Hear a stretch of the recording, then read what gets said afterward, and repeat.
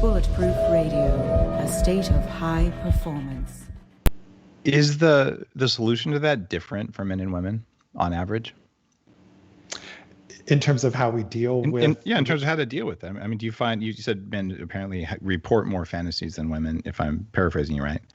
But the idea of asking for what you want, I mean, is it the same recipe to sit down with your partner and say, I've really thought about X, and then seeing if your partner runs away screaming? How do we do that?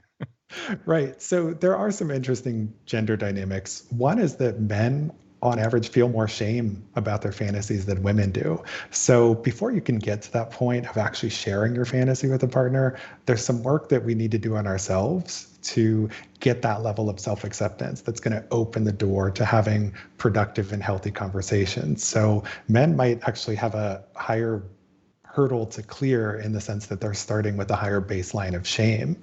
And then when it comes to actually sharing your fantasies, men and women on average have some differences in what it is that turns them on.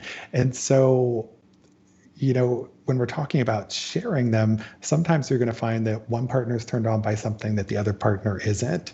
And how do you deal with that type of situation, right? So I think when people are sharing their fantasies, regardless of their gender, it's important to start low, go slow, share your more vanilla, tame sexual fantasies first, build up trust and intimacy and communication before you get to your deeper, more adventuresome types of fantasies. Because if you don't have that baseline of trust and communication, it's going to be a heck of a lot harder to put yourself in that position of vulnerability where you're sharing your deepest fantasy, and also to, kind of get that non-judgmental reaction from your partner.